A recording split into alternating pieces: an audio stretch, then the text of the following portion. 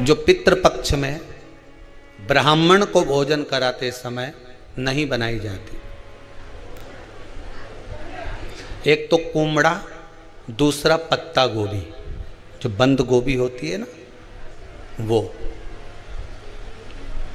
बंद गोभी जो होती है ना पत्ता पत्ता वाली, उसकी भी सब्जी पितरों के ब्राह्मण अगर भोजन करता है तो उसमें नहीं बनाई जाती। एक कुमड़ा, ये जो पेठा बनता है ना कुमड़ा का, ये भी श्राद्ध पक्ष में नहीं खिलाया जाता। महाराज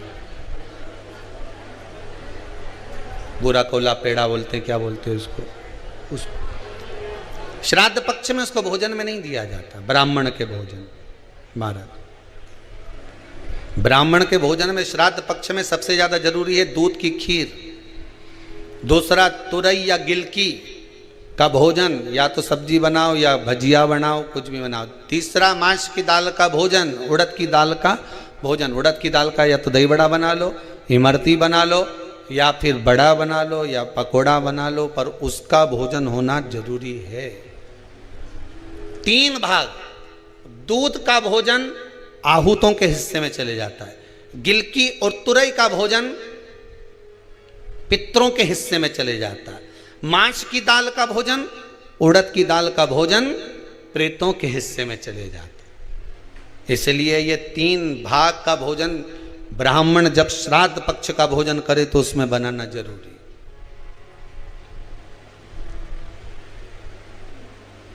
बहुत जरूरी। आपके यहां जब श्राद्ध हो भोजन अवश्य मिले। कई लोग कहते हैं गुरुदेव जब हम गया जी से आ जाएं तो क्या ब्राह्मण भोजन कराना जरूरी है? क्यों नहीं, कराओ, क्यों नहीं करा? क्या गाय की रोटी निकालना जरूरी है? स्वान की रोटी निकालना जरूरी है? कौवे की रोटी निकालना जरूरी है? हम कहते हैं अगर श्राद्ध गया जी का हो गया तो भले कौवे की मत निकालो, पर गाय की, स्वान की, ब्राह्मण जन की भोजन प्रसादी जरूरी।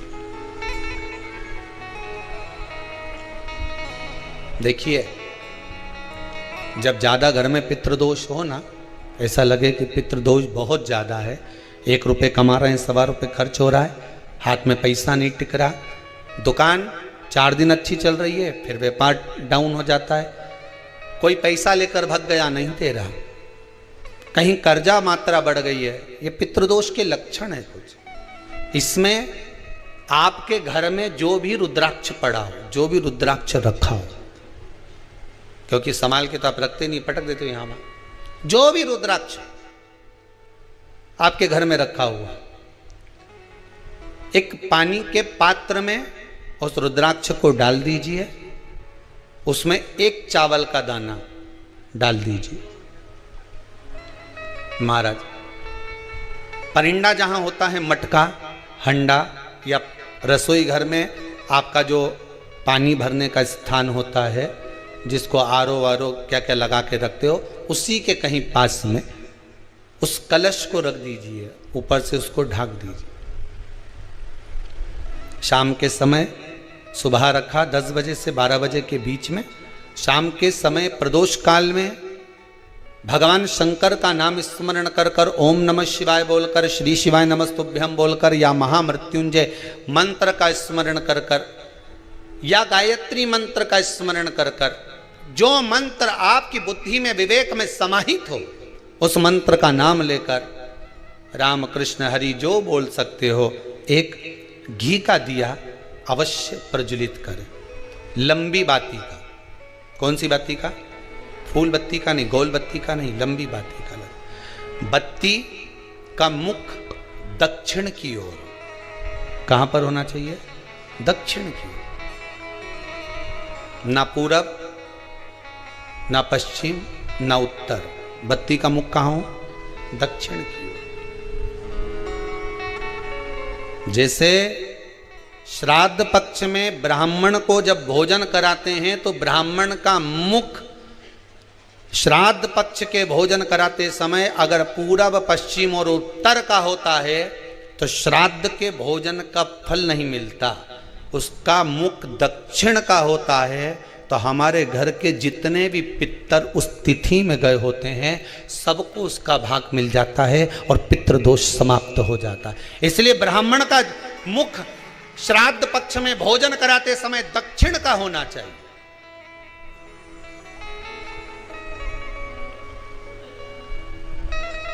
ब्राह्मण का मुख दक्षिण का हो।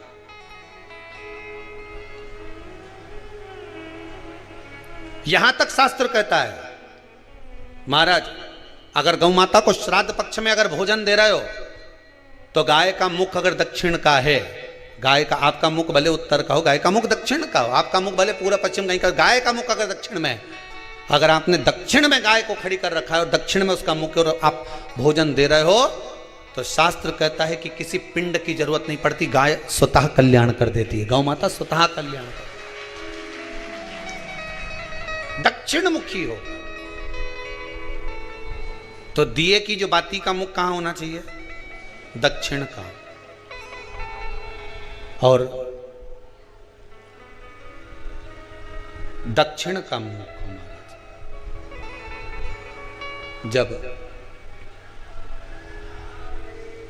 जब दक्षिण का मुख हो, दक्षिण की ओर बाती हो महाराज, तब दक्षिण की बाती जलाने के बाद में भगवान से वहीं पर प्रार्थना करें। जो कलश रखा है उसके ऊपर जो प्लेट रखी है, ढाका गया है, वहाँ अपना सीधा हाथ रखें और अपने पूर्वजों का, अपने पितरों का स्मरण करें कि मेरे धन को लेकर कोई चले गया, मेरा व्यापार ऐसा चल रहा है, मेरा घर में बच्चों का विवाह नहीं हो रहा, या घर में इतनी अशांति है या तकलीफ है या कष्ट है, ये सब का स्मरण कर कर उस कलश को रात्रि भर रखे रहने दें। सुबह स्नान आदि करने के बाद फिर एक घी का दिया दक्षिण की ओर लगाकर सुबह 10 बजे से 12 बजे के बीच में उस जल को शिव जी को समर्पित कर कर आ जाएं और वो रुद्राक्ष लेकर वापिस सजाएं। महाराज वापिस सजाइए, उस रुद्राक्ष को अपने घर में रख दीजिए। वर्ष भर वो रुद्राक्ष आपको कभी बीमारी से नहीं घिरने देगा, कभी किसी जगह खड्डे में नहीं जाने देगा, वो उन्नति की ओर ही बढ़ाएगा। भले कोई भी रुद्राक्ष हो, 1 मुखी से लेकर 14 मुखी, 20 मुखी, 18 मुखी, जो रुद्राक्ष आपके पास में, आप तो उसका स्मरण करिए, आप उसका स्मरण करें।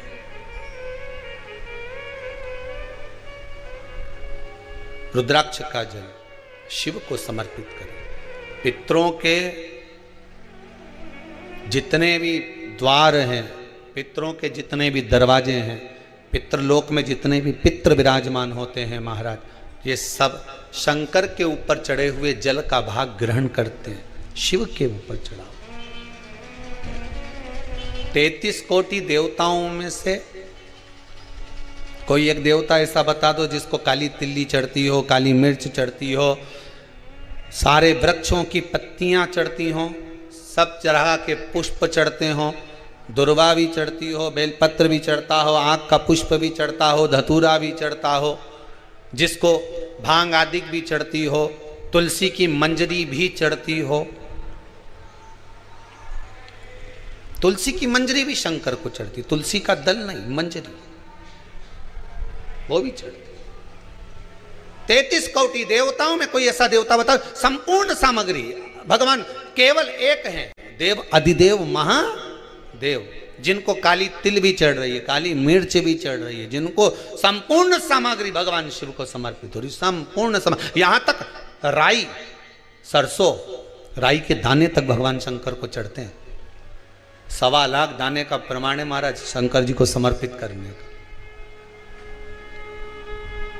सरसों चढ़ती, राई चढ़ती महाराज, पुष्प, बेलपत्र, दुर्वा, जगह जगह के पुष्प शिव को समर्पित होते हैं। दे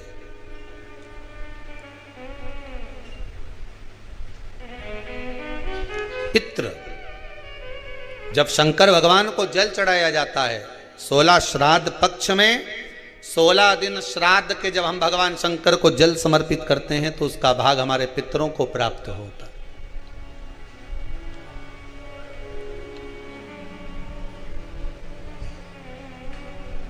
केवल 16 श्राद्ध के दिन ही ऐसे होते हैं जिसमें शंकर भगवान को जल में दूध मिलाकर चढ़ाने की जगह दूध भले 1 चम्मच चढ़ा रहे हो पर अलग से चढ़ाओ, कच्चा दूध अलग से चढ़ाओ, उसके बाद भले तुम जल चढ़ा दो, पर लोटे में जल में दूध मिलाकर 16 दिन श्राद्ध पक्ष में नहीं ले जाना। भले 1 चम्मच दूध लेकर जाओ, 1 कटोरी दूध लेकर जाओ, पर कच्चा दूध अलग से लेकर जाओ, शंकर भगवान को अलग से चढ़ाओ। क्योंकि 16 दिन श्राद्ध पक्ष के जब भगवान शंकर को दूध और जल चढ़ाया जाता है, वो हमारे पितरों के खाते में चला जाता है, हमारे पितरों को उसका भाग मिलता है। इसलिए शंकर भगवान को कच्चा दूध भी चढ़ाओ तो पानी में मिलाकर नहीं, एक अलग से 1 चम्मच ले जाओ, भले फिर शिव जी को चढ़ा दो, भले एक छोटा सा कटोरी में ले गए चढ़ा दिया, जल ले गए चढ़ा दिया, वो हमारे पूर्वजों को प्राप्त है।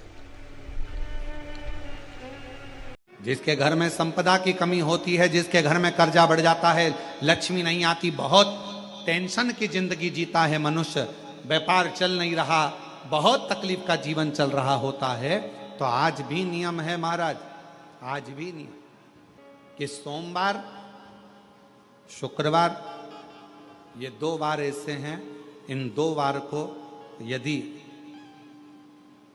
कटोरी में थोड़ा सा शहद रखकर, मधु रखकर यदि लक्ष्मी जी का स्मरण किया जाए और माता लक्ष्मी जी का स्मरण कर कर 1 लाल पुष्प उस कटोरी के सम्मुख में माता लक्ष्मी का नाम लेकर रखा जाए और बाद में वही शहद, वही मधु और वही पुष्प